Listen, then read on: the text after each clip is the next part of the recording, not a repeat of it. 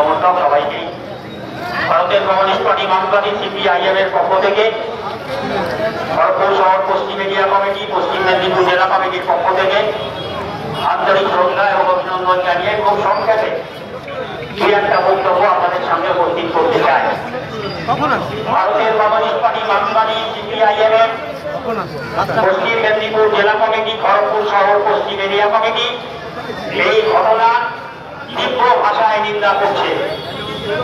আমরা যে ঘটনা আজকে ঘটেছে, যারা ঘটিয়েছে তাদের গ্রেফতার শুধু নয়, তাদের দৃষ্টান্তমূলক শাস্তি এই দাবি ভারতের কমিউনিস্ট পার্টি মার্ক্সবাদী করছে।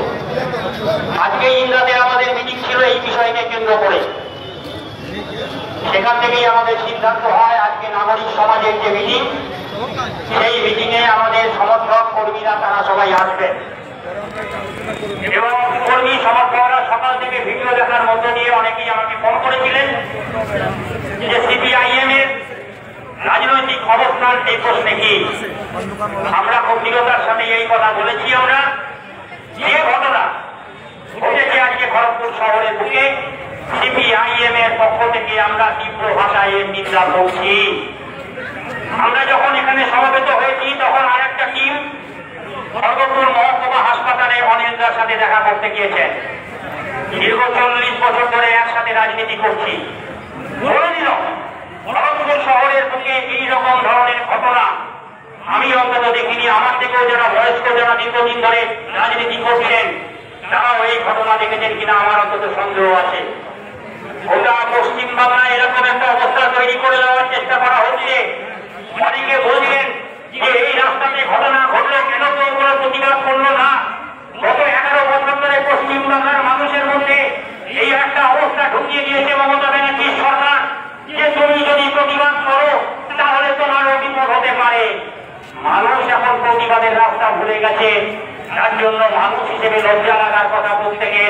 যখন অনিন্দার মতন একজন ব্যক্তি, যাকে এই এলাকায় সবাই চিনি জানে যে নাকি মানুষের জন্য কাজ করে, তার উপরে যখন আজকে আক্রমণ হচ্ছে, এই এলাকার এমন একজন মানুষকে পাওয়া গেল না যে নাকি দাঁড়িয়ে জোরের সাথে বলবে যে না এইগুলো কি হচ্ছে, এইগুলো বন্ধ করো। এখানেই হচ্ছে চিন্তার বিষয়। খড়গপুরের বুকে যে জিনিস আজকে ঘটনা ঘটলো, আগামী দিনে তিনি চুপ করেছিলেন আজকে, তার সাথেও কি ধরনের ঘটনা ঘটবে না এই গ্যারেন্টি কে দিতে পারে? আমরা শুনলাম তৃণমূল কংগ্রেসের প্রতিনিধি যারা গিয়েছিলেন থানায়, তারা নাকি বলেছেন তৃণমূল কংগ্রেস এই ঘটনার নিন্দা করে। আমরা দেখেছি তৃণমূলের জেলা নেতা তিনিও এই ঘটনার নিন্দা করেছেন।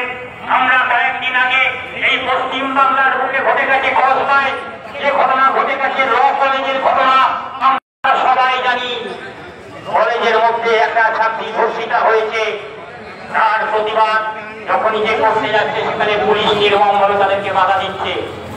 আমরা তৃণমূলের কাছে আবেদন করতে চাই যে শুধুমাত্র আপনারা প্রতিবাদ করছেন এরকম নয়, আপনাদের দলের কর্মী এই ঘটনা ঘটিয়েছে, যদি ন্যূনতম নৈতিকতা বোধ আপনাদের থেকে থাকে, যদি ন্যূনতম মানবিকতা বোধ থেকে থাকে, যদি রাজনীতির প্রতি ন্যূনতম সততা থেকে থাকে, তাহলে পরে আপনারা ঘোষণা করে দিন যারা এই ঘটনা ঘটিয়েছে তাদের সঙ্গে আমাদের দলের কোনো সম্পর্ক নেই। আপনারা এই কথা আপনারা ঘোষণা করে দিন। যদি এটা যদি করতে না পারেন তাহলে ধরে নিতে হবে আজকে এই প্রতিবাদ আপনাদের লোক দেখানো প্রতিবাদ। হ্যাঁ, অনিন্দার শপথ সিপিআইএম নেই, বেরিয়ে গিয়ে আমরা বামপন্থী বলে একটা সংগঠন করেছে, বামপন্থী একটা আদর্শের উপর দাঁড়িয়ে তারা রাজনীতি করছে।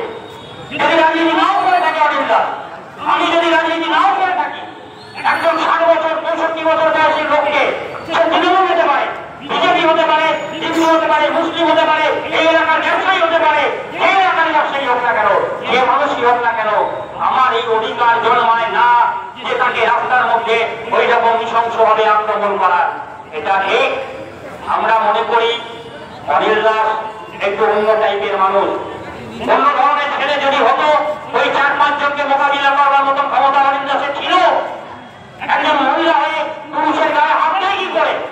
আজকে একজন পুরুষ যদি একজন মহিলার গায়ে হাত দেয়, সেটা নিয়ে গোটা রাজ্যে ভিড় পড়ে যায়। আর একজন পুরুষকে রাস্তার মধ্যে এইরকম নৃশংসভাবে যে হামলা হয়েছে তার বিরুদ্ধে প্রতিবাদ করা দরকার।